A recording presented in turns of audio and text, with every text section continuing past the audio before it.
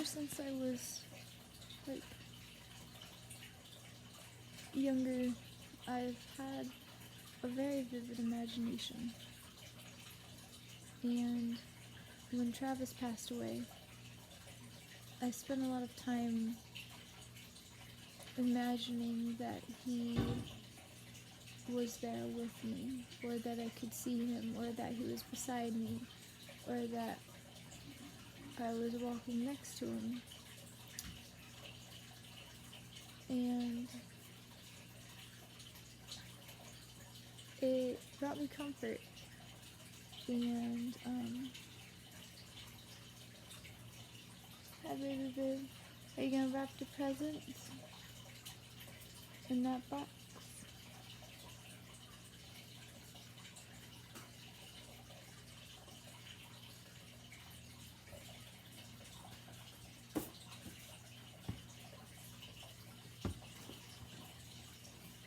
I love you.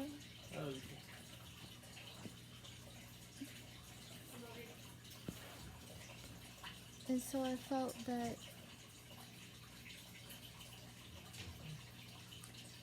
compared to how I grew up and what my parents told me and how I was raised and the church I grew up,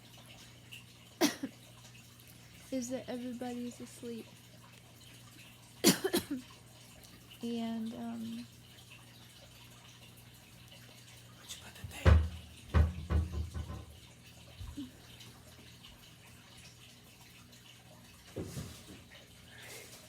I don't know.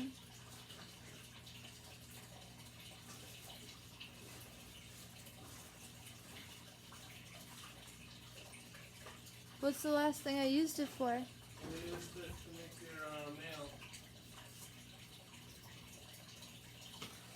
I don't know. Must be in the bedroom because that's where we did it.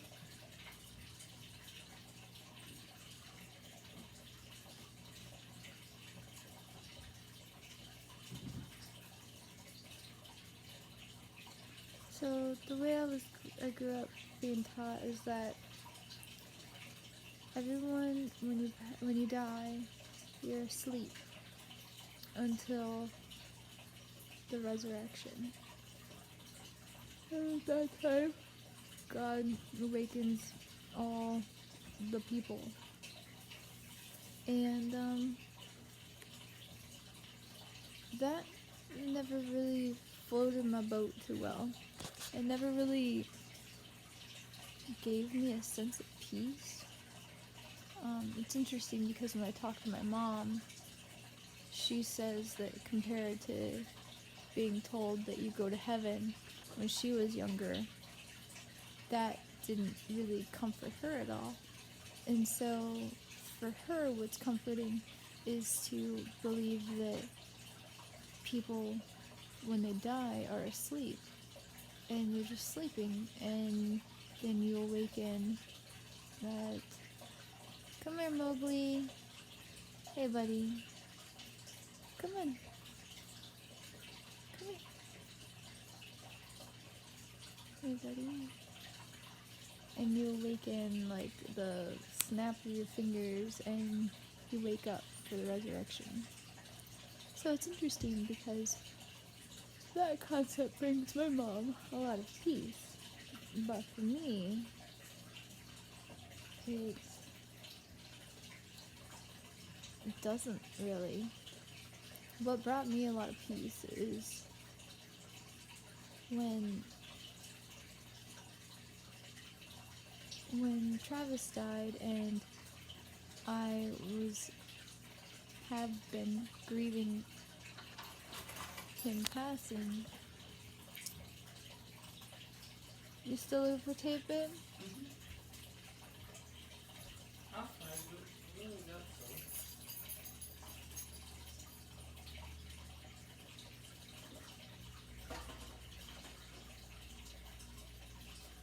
Did it end up on the shelf with the pens and stuff? No, I don't know. It's good. Just keep doing your thing. I'll find it. Love you. I love you too. And so when he passed away, the idea of well, when I imagine him being next to me, or seeing him across the distance, or imagine him sitting next to me in the car while driving, or holding my hand, or anything like that. And I had a very vivid dream, I remember, after he passed away. And it all was really comforting to me, and it brought me joy and like a smile to my face, and it warmed my heart. And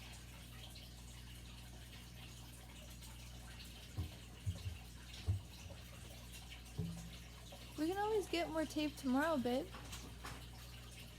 I mean, we have a whole roll. Just use. To check under the bed.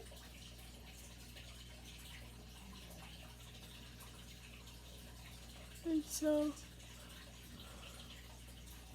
visualizing him with me calmed me. And in a way, I was sad, but it also made me happy. And I've been doing that a lot, like, ever since I was younger. And it always just brings me peace and a smile. And in one of the podcasts I listened to today that someone I've been talking to off of Bumble recommended, by Abraham Hicks, and the person who does the dialogue, their name is Esther, I believe, and she was saying, if you visualize them, if you imagine that they're there, you're not actually imagining it. They are there. They are always there. They have never left. And that really brings me a lot of comfort. And I have such a vivid imagination, and I can imagine that they're here, or I see them here, and I feel a radiating peace and a radiating comfort and like a warm touch, or just a deep affection and love in my chest. It's kind of like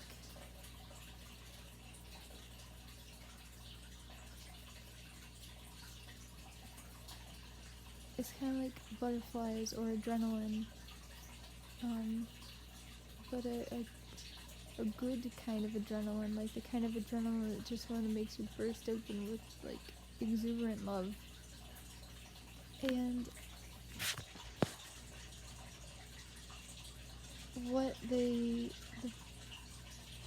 Esther spoke about in the dialogue is that whatever it is that brings you peace and comfort and love, that is what is real. And so, for me, knowing that, like, I thought for a second, oh, that'd be really nice if Pocahontas was sitting here right on my leg.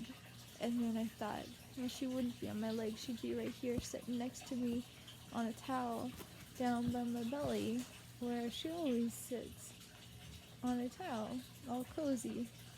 And then that was really nice, because if if that's what I think of and that's what I go to, then that means that she's there. And then it isn't just Pocahontas that's here, sitting here with me. Aunt Karen's here with me too. She's right here, and I'm leaning my head on her lap.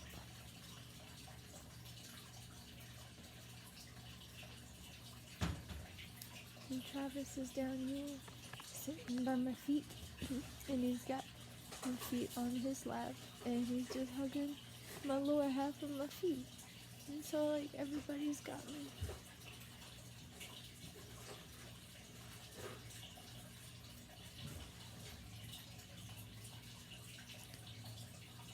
And to experience that puts me in a place of love to allow myself to experience this and believe it and feel it and trust that it's true. Warms my heart, and it makes me feel safe.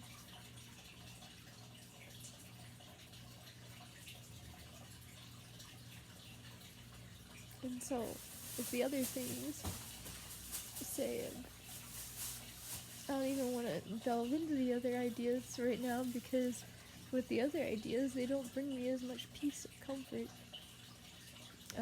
A lot of them give me stress and anxiety, and they make me sad, and then I start blaming myself again, and like wishing I could change things. But with this, it's just nice.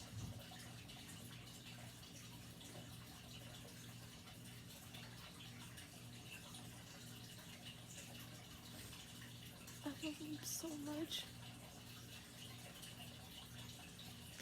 And if you could see all the cats that are around me, and all the bunny rabbits, and all the rodents, and my dogs, if you could see how many spirits there are around me,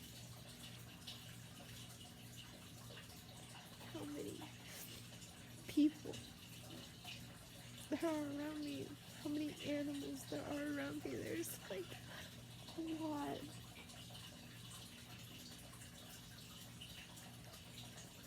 Somebody's grabbing my hand right now, actually.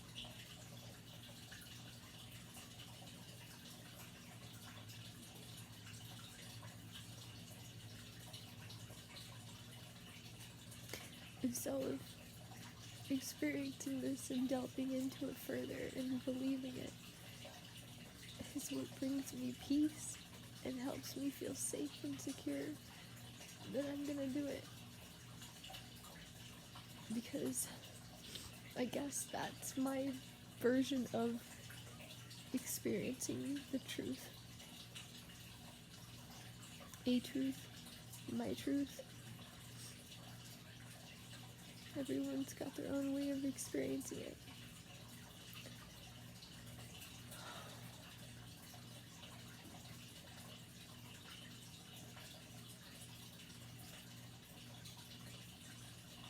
I need to stop trying to justify or explain or clarify or trying to explain why you shouldn't think I'm crazy.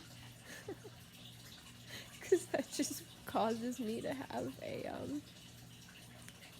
an uproaring of anxiety come in about what you might think of me.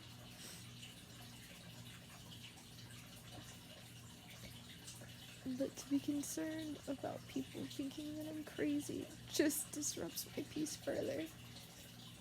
So I guess I'm just gonna have to keep on delving in and becoming more and more insane and psychotic continue achieving peace. This is crazy. It's so good.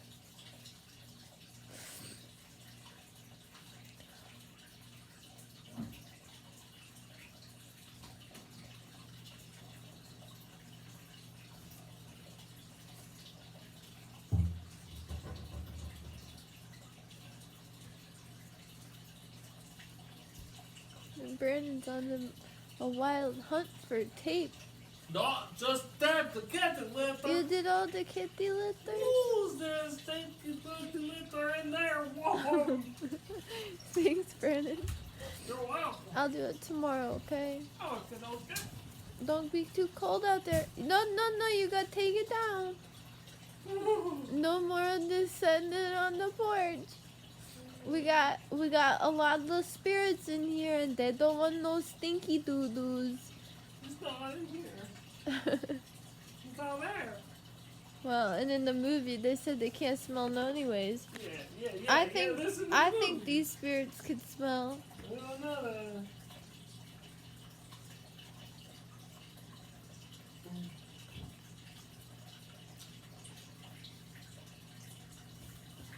I don't know.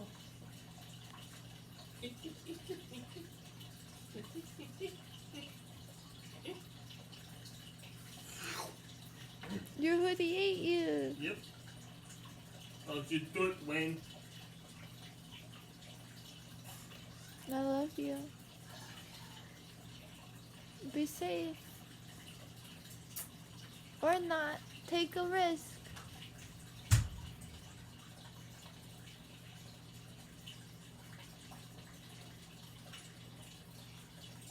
Something else in the video is that the podcast I listened to from Abraham Hicks is that we've been conditioned so much and been told so much about through existence about death, like, oh no, I hope you're safe. Oh, don't do that, you could end up killing yourself. Oh, this, oh, that. And so, like, we're made to think by the persuasion that has been put upon us that death is a bad thing. But it's not. It's just a transition into the next form of being a part of love. Everyone dies. There's nothing wrong with dying. That's what I said. Brandon, take a risk. Doesn't need to be saved. I'd be sad if he passed away, passed on, transitioned. But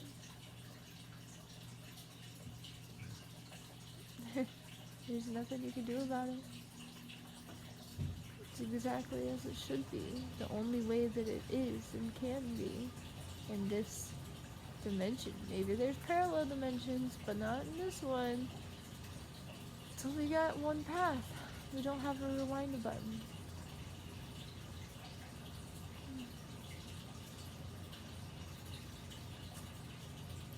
Did I choose to believe that Pocahontas and Sacagawea and Aunt Karen and Travis and fireworks and Tootsie Roll and my grandma and my Aunt Tanya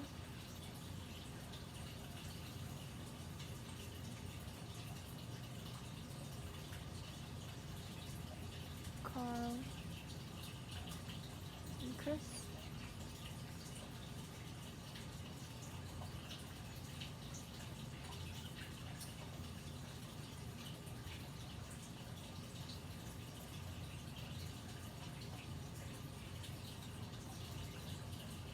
Anybody who I visualize, imagine that is here, they're here.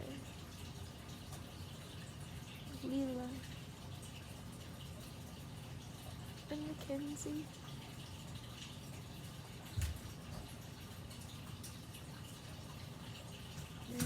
Rosie. And Bianca, Irene, Thelma, Cecilia, Helena, and Gilbert, and Lumiere, and Foxy, and Chevy, and Cherry,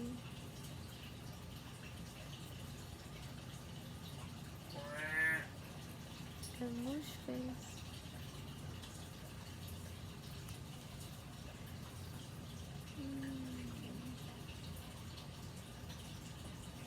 So keep finding your peace. Don't worry if other people think you're crazy. Never be as crazy as this thing. Wait.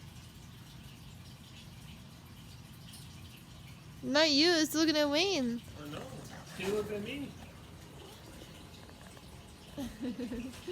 And then Mosley. I love you.